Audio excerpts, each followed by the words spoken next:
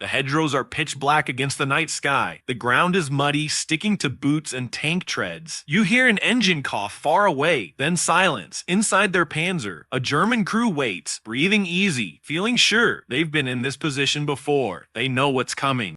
Another Sherman tank. You can almost see them smirking inside the turret. For weeks, American tanks have been butting heads in these lanes too loud, too big, and with way too thin of an armor. They're easy targets. The Panthers and Tigers have proved that over and over, one shot and boom. The crew is toast. The Germans have even come up with nicknames for them, Tommy Cookers, or coffins on tracks. Inside the Panzer, the commander taps the side of the turret with his glove. The gunner looks through the sight, checking out the skinny gap between the hedgerows. They're relaxed, almost bored. They think this part of Normandy is theirs. Then everything changes, not with a huge noise, but with movement. A low rumble goes through the ground, coming from all around. The gunner gets tense. He swings the gun left, nothing. Then right, still nothing. The commander frowns. This isn't right. The Americans always come straight down the road, loud, right when you expect them. The radio inside the Panzer crackles. Static. You can barely hear a warning from another unit before it cuts off. Then a flare goes off above. The hedgerows light up bright white. And all of a sudden, Americans are all over the place. Not just one Sherman, then 5. Engines are roaring. Tracks are tearing through the mud. Tanks are popping out of gaps the Germans didn't think were possible. A Sherman zips across the lane, shooting smoke. Another one slams a shell in right next to the Panzer, and the turret gets covered in dirt. The commander starts yelling orders. Turn left. No, right. Too late. Another American tank shows up behind them. The Panzer fires. It hits. The Sherman blows up in flames just like always. But this time, something's different. The other Shermans don't stop. They don't even slow down. They keep coming. One swings way out, firing as it goes. Another reverses and then charges forward, the radio antenna smacking against the turret. They're talking to each other, working together, and changing plans on the fly. The German gunner starts sweating. This isn't some back and forth duel. This is a whole group attack. The Panzer fires again. Misses. The commander screams for help, but all he gets back on the radio is a mess of voices, too many calls, way too chaotic. Somewhere close by, another German tank gets hit, then another. Muzzle flashes are lighting up the fields like crazy. And above all the chaos, American artillery starts raining down, not just random shots. Bang on target, relentless. The hedgerows that used to protect the Germans are now trapping them. They can't move well, and ways to retreat are disappearing in smoke and explosions. The place they knew so well is now working against them. Inside the Panzer, nobody's laughing anymore. The commander's the first to realize it, not as a thought, but as this heavy feeling in his chest. A tight feeling. The Americans aren't fighting the way they did in Tunisia, Sicily, or even last month. They've learned a thing or two, and they're not just trying to win tonight. They're fighting so they can keep fighting tomorrow. Another Sherman gets hit. Its turret gets blown right off, but seconds later, another one takes its place, pushing right on. Then another. It's like the battlefield itself is making American tanks. The German gunner is reloading, and his hands are shaking. The commander looks through his periscope and sees something that scares him more than any explosion. A line of Shermans moving deeper and deeper, not charging. Moving forward. 1 burns, 2 move forward, 2 burn, 3 move forward. They're not trying to not die. They're trying to wear him out. For the very first time, a single thought clicks in the commander's head. We can't take them out fast enough. A shell slams into the side of the Panzer. The armor holds, but just barely. The tank rocks. Instruments break. The radio dies. Outside, American tank commanders shout above, giving each other directions with hand signals and radio. They've trained for this, practiced it, messed up before, and changed tactics. This isn't about being brave or heroic. It's a plan. It's the book. It's a numbers game. The German commander had made fun of the Sherman for weeks, its thin armor, its smaller gun, but nobody told him that it wasn't supposed to be a fair fight. As smoke gets thicker and the night fills with burning wrecks, one truth starts to become clear. The Sherman isn't a tank made to win a duel. It's a tank that makes sure there's always another tank. And by the time the sun comes up over Normandy, that understanding will make the Germans pay dearly. They'll lose what they were sure of, and once that's gone, defeat can't be far behind. The Germans' confidence in Normandy wasn't just them being stuck up. They earned it, slowly, brutally, over years of war. Way before that night, German Panzer crews learned to trust one thing of all things: being better in a one-on-one fight in Poland, France, and early on the Eastern Front. German strategy that involved tanks was made with those fights on their mind, one tank against another. Victories that happened with better sights and thicker armor. The Panther and the Tiger weren't just weapons, but statements. Engineering that was made to dominate tanks of the other side in a fight. And on paper they could. A Panther's gun could blast its shot through a Sherman at ranges the Americans couldn't touch it. The Tiger's gun with 88mm was talked about with fear by the Allied crews. The German sight was sharper and their training was better. The crews were also veterans of many battles. So when the Americans showed up in Normandy with thousands of M4 Shermans, big, boxy, with weak armor, it just told the Germans what they already thought the Americans were like. That they were rich, but too careless. Industrial, but not creative. German tank crews started talking trash. 3 Shermans equal 1 Tiger. Just wait for them to show their face. They burn good. And at first, they were right. In the bulk edge, German tanks hid behind the hedgerows, impossible to see until they fired. The Shermans had to go where they could see, in small lanes. Bang! The tanks at the front went up in flames, so everyone stopped to figure out how to keep on going. German gunners were trained and they were cool. Take out the first tank, then the last. Those in the middle are screwed. They learned it in textbooks, and German records after the action matched it. High kill numbers, small losses, and full of how great they were because every Sherman would be burning. But under those logs, something else was happening. Something quieter. Something to be worried about. While German crews noticed how many Shermans they crushed, American commanders took notes on the ability of German tanks to keep moving on. Yeah, the Americans were losing tanks, but they were getting smarter. Every burnt Sherman was analyzed. Every trap was written on a map. All mistakes were cataloged and then fixed. The Americans went on a rotating basis. They shared data across divisions. Not like in Germany. The Sherman wasn't made to be a dueling tank. It was made to be a piece in a plan. The plan was built with radios. All Shermans had one, and it was by design. American tank commanders who were moving could talk to each other using them. They could call the artillery without ever having to leave. They were able to maneuver easier, whereas the German crews had to use flags to do it. The Americans had way better success communicating under pressure in combat. The Americans started learning about the land. What used to trap them turned into coverage. Sherman units had tusks that they put on the armor with heat, intensive welding, and just began going through the Germans' defense. Infantry and tanks starting training together too. Most of all, the Americans didn't only think of winning right then and there. They thought of how to keep on putting pressure onto the other side. So, a German tank took out 2 Shermans. Okay, a Tiger crushed 3. It happens. There was 5 more Shermans backing them up. German commanders were tunnel-visioned at the current fight. The Americans thought about the bigger picture. By July of 1944, the Germans were stretched out. New tanks were slow coming in for them. Training fuel was a problem. Veterans were irreplaceable. When a Tiger was gone, the steel didn't matter, because a team of survivors was also gone forever. The American factory was also making Shermans by the boatload. Trained stateside guys replaced everyone that died. Tanks that got damaged were fixed and sent back quickly, and the Germany couldn't do anything about it. German tankers thought they could do what they always have. They said that they were more skilled than the other side. They thought that the Americans were going to fall apart. They said that Normandy was there to prove themselves again. Then came nights on July the 11th, then July the 12th. Then July the 13th. Nights that the Shermans didn't arrive alone. The nights that they kept getting losses and didn't even back off. Nights when German tank had the barrels turned red hot and the Americans kept arriving. Slow, carefully, tough. Everything that they wrote down after the action changed in tone. Less trash talk. A more worried tone. Enemy armor is arriving out of nowhere. And that's it. It was also approaching. They just hadn't thought about yet. The Americans weren't trying to defeat them.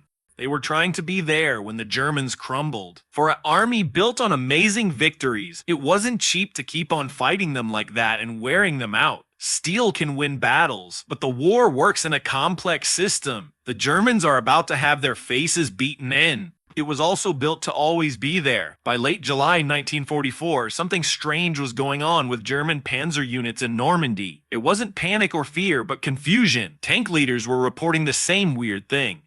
No matter how many Shermans they took out, more American tanks kept showing up, sometimes in hours, sometimes the next day, and often in the same area. It felt less like fighting and more like trying to stop a flood. The Germans couldn't figure it out. They were winning the battles, so why were they losing ground? The answer wasn't on the battlefield, it was way behind it. Across the Atlantic, American war guys had put together something the German army just didn't get. A system made to keep things running, even when stuff went wrong. The M4 Sherman wasn't made to be indestructible, it was made to be replaced.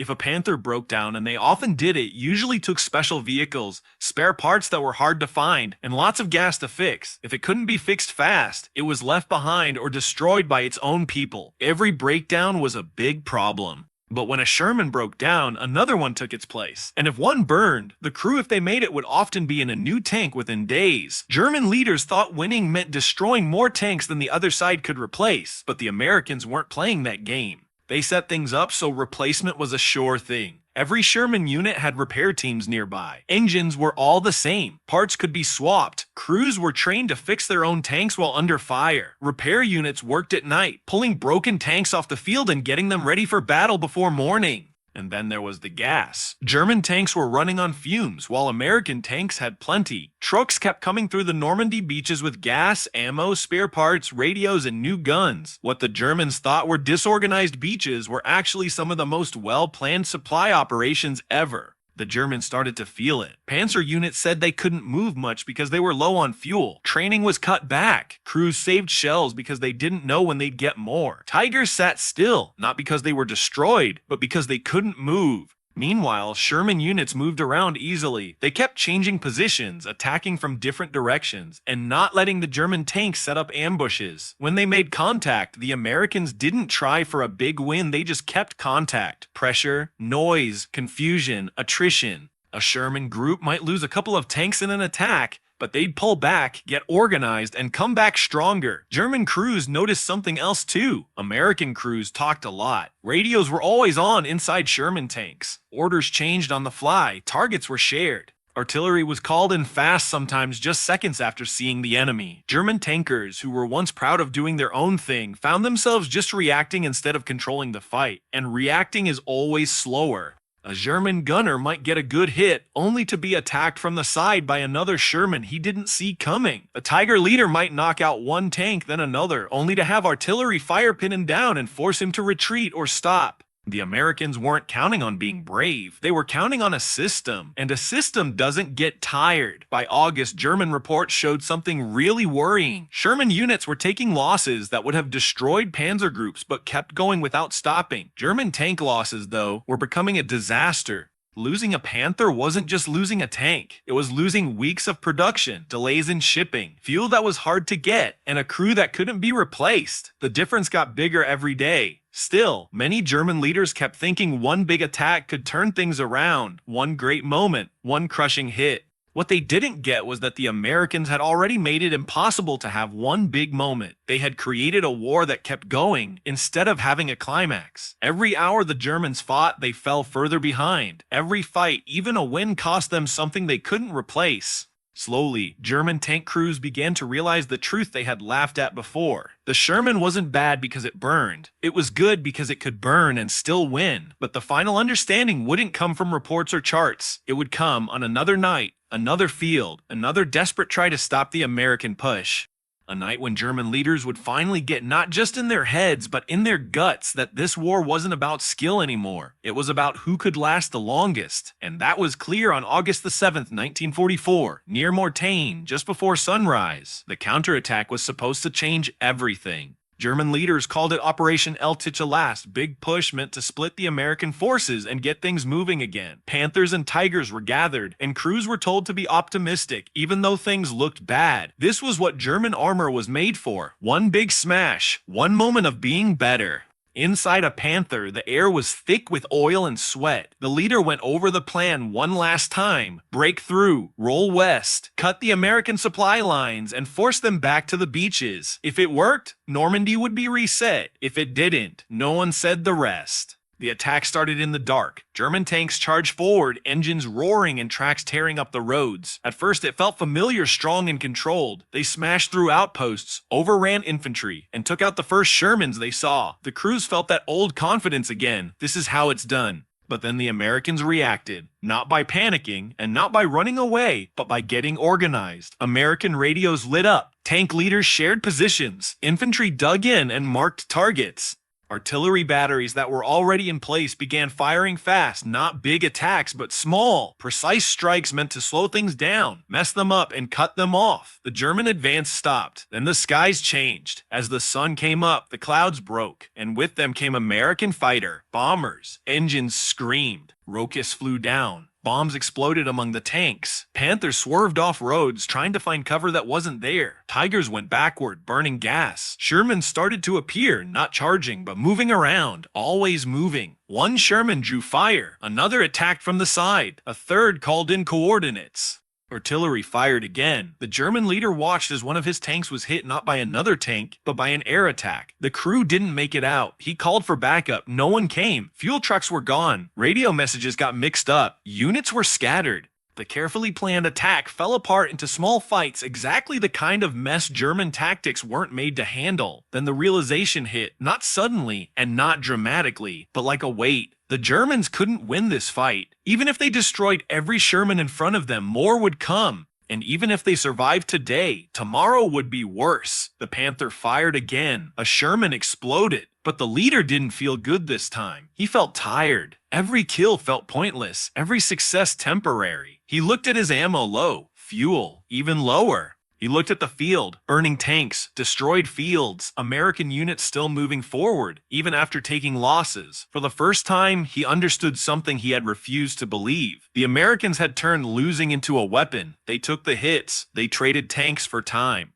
They fought a war where keeping the whole system going was more important than saving any one thing. German tanks were made to win moments. The Sherman was made to win over time. As the attack fell apart, orders changed from advance to hold, then to retreat, and finally to run. Operation Letik failed. With it, something deeper broke. German armored tactics, once the best, had met a kind of war they couldn't beat. And by the end of the day, wrecks filled the roads. Panthers sat abandoned, fine but out of gas. Tigers were destroyed by their crews to keep them from being captured. Not because they were outgunned, but because they were outlasted. That night, German leaders wrote their reports. The writing was different now. No more jokes, no more confidence, just restraint, concern, and quiet acceptance of limits. The Sherman wasn't funny anymore. It wasn't dismissed. It was something much more dangerous, a symbol of a war Germany could no longer control. As the front kept collapsing, one last truth became clear. The Americans didn't beat German tanks by building a better tank, they beat them by building a better war. The end after Mortain wasn't a bang. It wasn't one big explosion to mark the finish or a shout across the front line. The German tanks just ran out of time and space. As August dragged on, the battlefield got weird. You'd see perfectly good Panthers ditched on the side of the road. Tigers with wrecked guns, their own crews destroyed them because they were out of gas tanks. That should have been top of the line were just left behind without firing a shot. The Americans kept pushing forward step by step. Shermans rolled past wrecked German tanks, the crews staring at the machines that used to scare them. Some stopped for a second, some didn't. There was always another goal, another hedgerow, another road, always forward. By then, even the German vets knew what was up, but knowing didn't make it any easier. They were trained to be the best of the best, but the Americans were trained to keep going. German tactics were all about the perfect shot, the top crew winning with better stuff. The American way was messier. Losing guys was part of the plan, expected, planned for. Okay, the Sherman crew knew their tank could get blown up easy. But they also knew something the Germans didn't. If they got hit tomorrow, someone else would take their place. Another tank would roll up. The push would keep going. That changes how you fight. You don't worry about being perfect. Fear turns into doing your job. By late summer of '44, the numbers told the story. German tank divisions were beat. Crews were short. Training was messed up. No gas meant no moving. Every loss was for good. The Americans just kept bringing in new units. Tanks got fixed, replaced, and improved. New ways of doing things spread super fast. What worked in one spot showed up somewhere else in days. The Sherman got better not with thicker armor or a bigger gun, but in how it was used. Tank and infantry teams worked better together. Artillery was faster and more deadly. Air support worked with the guys on the ground no problem. Radios tied everything together. The Sherman wasn't just a tank anymore. It was part of something bigger, and that something was not going to stop. German officers stopped making fun of them. Then they stopped thinking they were no big deal. Then they started to get scared, not because the Sherman couldn't be beat, but because it was going to keep coming. You could blow up a Sherman, but you couldn't stop the flow of them. By September, the Germans were running back across France. Paris was free. The tanks that were once the symbol of German power were just trying to stay alive. In the ruins of Normandy, the burned fields and wrecked hedgerows told the real story. The war wasn't won by the best tank. It was won by the best way of fighting a war. Germany built tanks to win battles. America built tanks to buy time. And once you lose time, you don't get it back. The German tank crews who laughed at the Sherman weren't dumb. They were fighting the last war perfectly. The Americans were fighting the next one. And that July night, when Shermans kept coming through the fire and smoke, the laughing didn't stop because the Sherman got better. It stopped because the Germans realized the war had changed.